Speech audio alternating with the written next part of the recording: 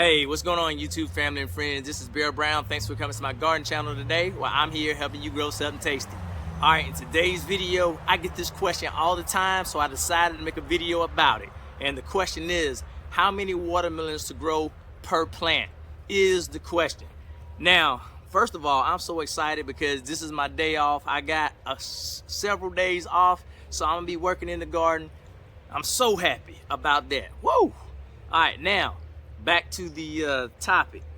Now, before I get into that topic, I hope you stick around. The video is not gonna last that long because I have a secret that I'm gonna try for the very first time. It's already behind me. I'm sitting beside my watermelons and I want you to see it. And it's gonna hopefully help me fight off pests that are gonna try to attack my watermelons. I want you to see this. All right, so when deciding how many watermelons to leave on my plant is, I think about this. How many watermelons do I want? Do I want a lot of watermelons? So if you want a lot of watermelons and you're not worried about the size, then I would leave one watermelon per vine.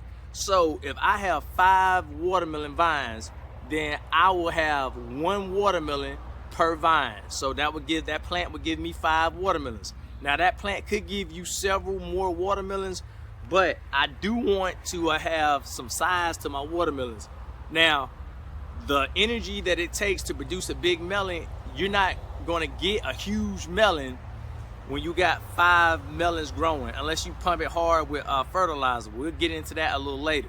All right, so if this is a decent enough size or you want them a little bit bigger, chances are I'll just stick with 1 melon per vine, because after I go and leave like 3 melons on a vine and I got another 3 melons on the vine, your watermelons are gonna be smaller than this. So just make sure you are aware of that, because it takes a lot of energy to get one of these big giant watermelons, and having more than 1 melon on a vine, that is gonna be too much for that plant to produce like a giant melon. You're gonna have little knobs on there. All right, now, if you want larger melons, say for example, you want a little bit larger melon, then chances are what I do is I go down to only 2 melons per plant. So I will pick a vine and I will pick the melons off. Once I get my 2 vines that I want, 1 melon from that vine, 1 from that one, and then you can come back out and start clipping the vines. But if you notice in one of my videos, I clipped the end of it to make sure that there are no more melons, because I did away with the rest of that vine. But you also want to make sure that you leave enough leaves for photosynthesis so that it can get energy toward that melon. So that's what I do. And you also need to think about that if you only have like maybe 3 watermelon plants, then chances are you probably want to have a lot more melons. So you may want to stick with what I said first, having 1 watermelon per plant. So I have a lot of watermelon plants, so I'm able to do a variety of things. So I can have 2 on this one, 2 on that one.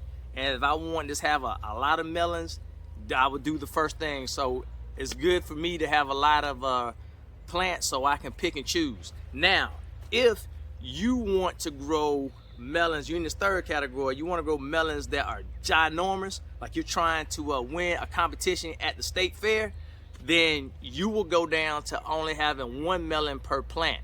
So that's the difference. So I'm never like that. I never not knocking it, but maybe one day I may decide to do that. Maybe this year, it just depends. But the reason why I don't like to have just 1 melon on a plant, I know it's gonna get huge, but if something happens to that watermelon, then I'm out of a watermelon for that plant. So those are some of the things that you need to consider.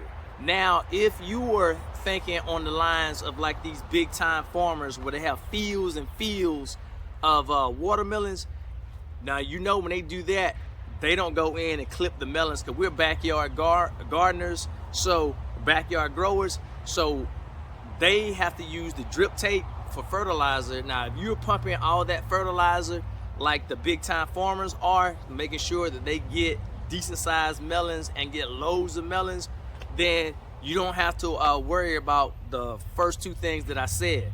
But I don't pump fertilizer like that. I don't know what their schedule is, how much fertilizer they're pumping through those drip tapes, but I know it's a lot to produce melons. So if you're doing that, then like I said, you're on your way to getting some nice melons, and you don't have to really worry about cutting back. But I want you to think about when you're pruning your fruit trees. It's the same thing. So if I leave all that fruit on my fruit trees, the fruit is going to be a lot smaller because all that energy that it is trying to produce to make the fruit. So that's why I would say scale back a little bit. But at the end of the day, the number of melons, it is on the backyard grower, the backyard farmer. Now, I hope that answered your question that I'm getting in the comments. Now I want to show you my watermelon over here, and it's one of the watermelons that get to be 100-something pounds. Not saying I'm gonna get that, but let's see how I'm trying to stop the pest. It should be interesting. All right, now here is the Carolina cross melon plant. Now this melon can get to be over 100 pounds, but I want you to look in close. Look what I have at the base of it. I have my little bottle of green onions growing on the side. So that green onion smell, I'm hoping, is going to throw the pest off, like the squash bug. This is the first time that I've tried it, so hopefully that is going to keep the pest off of my watermelon plant. So far so good. I don't see any pest pressure or anything like that, but I want to see how that works throughout the growing season. All right, now that was just my little trick, but for the watermelons, I hope that help you decide how many melons that you're going to use per plant. And if you look up here, if this is your first time, I'm going to put the video that started a lot of those questions, how to take care of your watermelon plants throughout the growing season. And if you look to see what I did in that video, I clipped the vines, and that's how I get this question a lot. But if you're new to the channel and it's your first time viewing, go look at that video, and then you'll see why I get this question all the time. Until next time, I'll see you later. And remember to grow something tasty. Bye.